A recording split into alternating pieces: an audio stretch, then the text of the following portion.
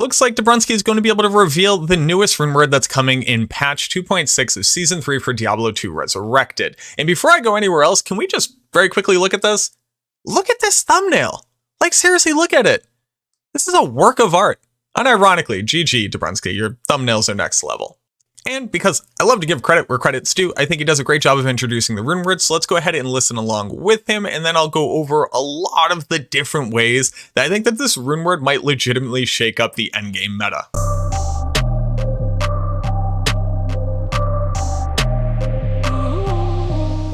Metamorphosis.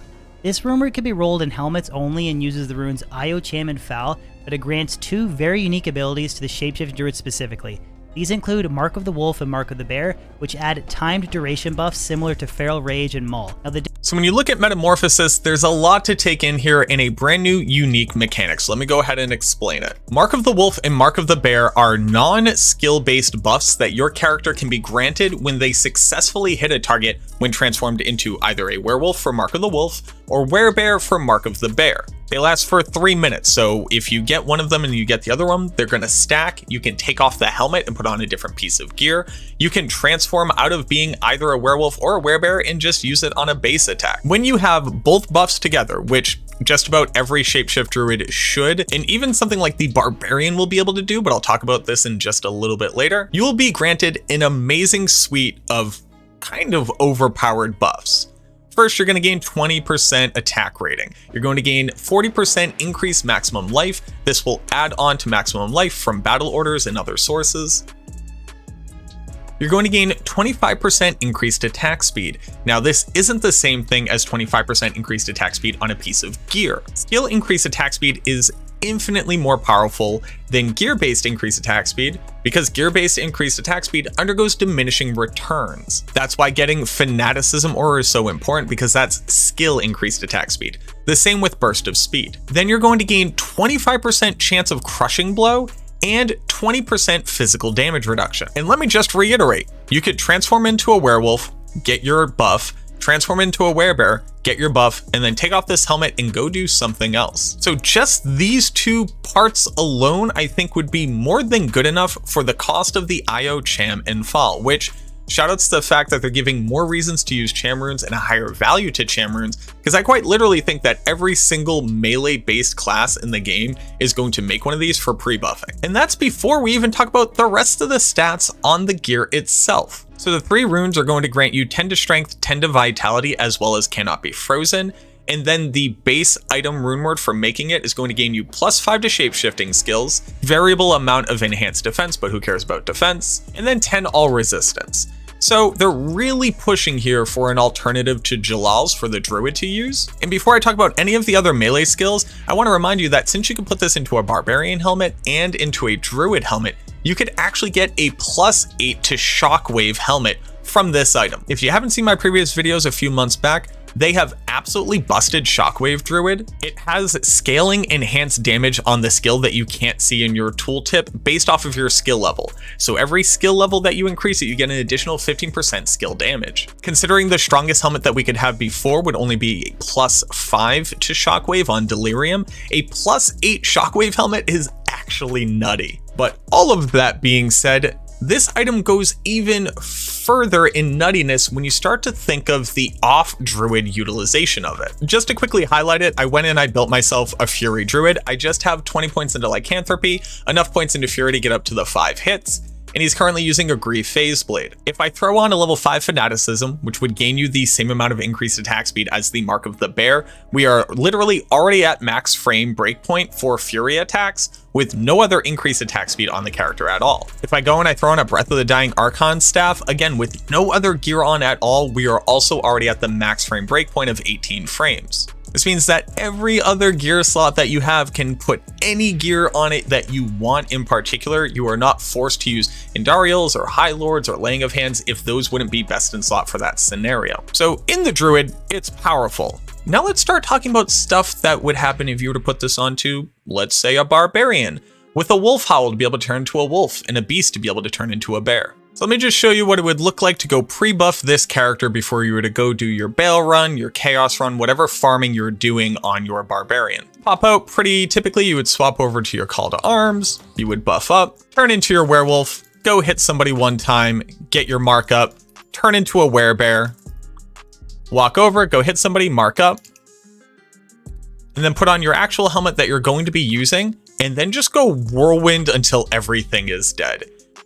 Now keep in mind, this character doesn't even currently have on the additional buffs, but I think it really goes to show just how quick the pre-buffing process would look like, considering in a lot of different scenarios you could even continue to use the beast if you wanted to as your primary weapon. It is going to get you additional increased attack speed that will stack with the buff from Metamorphosis. Also gains you attack rating and a bunch of enhanced damage. There's an argument for why Beast is one of the best options in the offhand for Whirlwind Barbarian. But if you were a real stickler here, you could even go swap this out for Grief right now if you wanted to for the highest possible DPS potential. So now that your Whirlwind Barbarian has 20 physical damage reduction increased to their attack rating, you're going to have 40% additional increased maximum life, which means that if you really wanted to go full glass cannon to be able to max out your total amount of DPS potential, you could dump a bunch of additional points into strength as opposed to vitality, considering you're going to have a massive bow as well as the additional 40% from the Mark of the Wolf. The other really interesting part about the buff is that 25% crushing blow.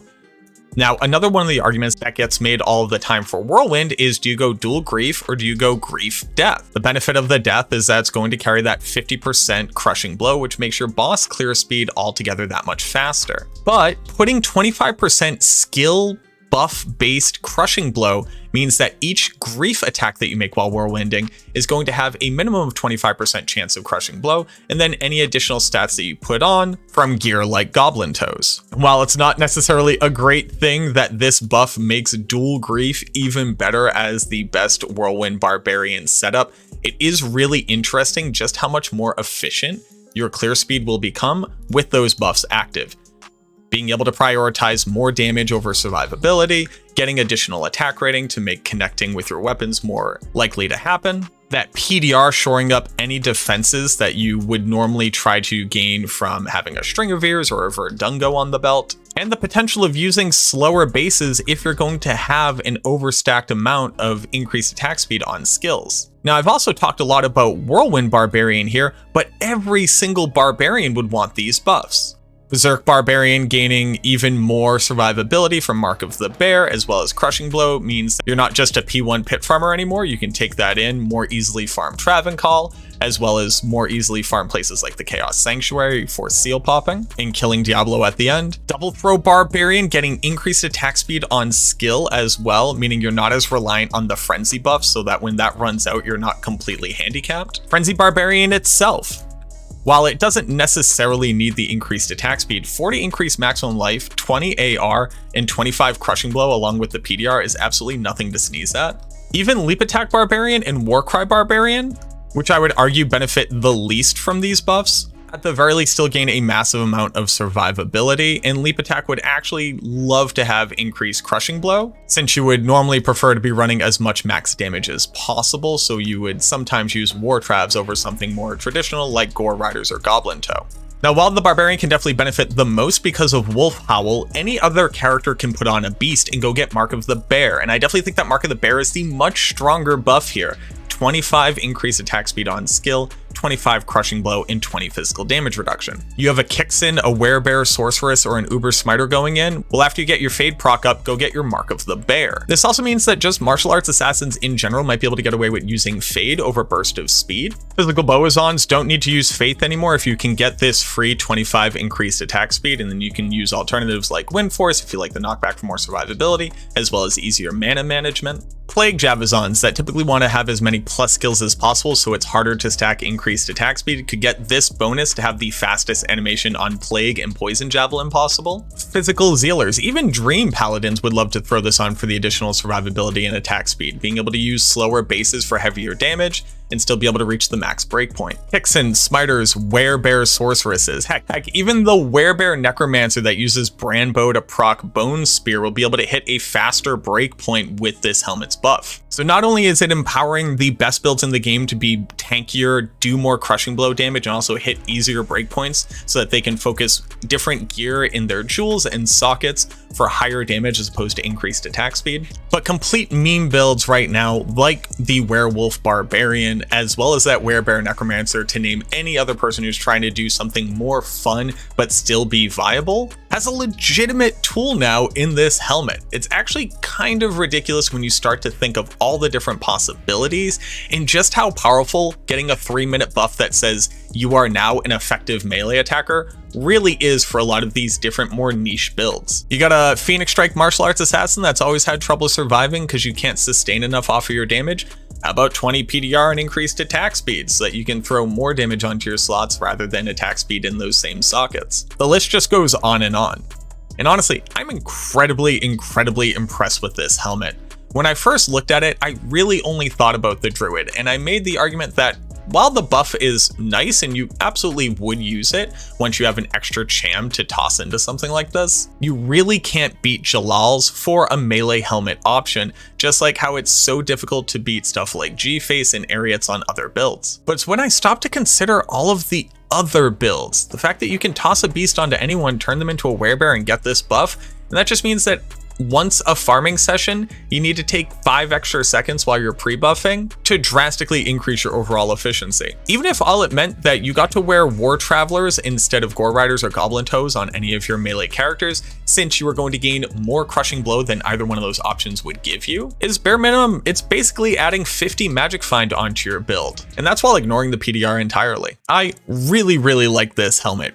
Even if all it said was 8 to Shockwave, which is absolutely my most fun druid build to play, I would have been impressed. But the fact that these buffs stack and they're going to stay on you even when you take off the helmet really opens up a lot of build design space. An item that can be built to pre-buff any endgame melee build is something that will go to really cement a lot of those builds in a higher tier of functionality than they currently are able to achieve without the buff. Thank you so much for watching this video. I actually completely re-recorded this entire thing because as I was recording the last video, just more and more ideas kept coming to me, and I went, you know what? Let's take a second attempt at this, make it a lot more concise, and try to put everything into a better package. So I hope that you're able to see that in the final production of the video. And again, thank you so much for watching, and I look forward to seeing you in the next video.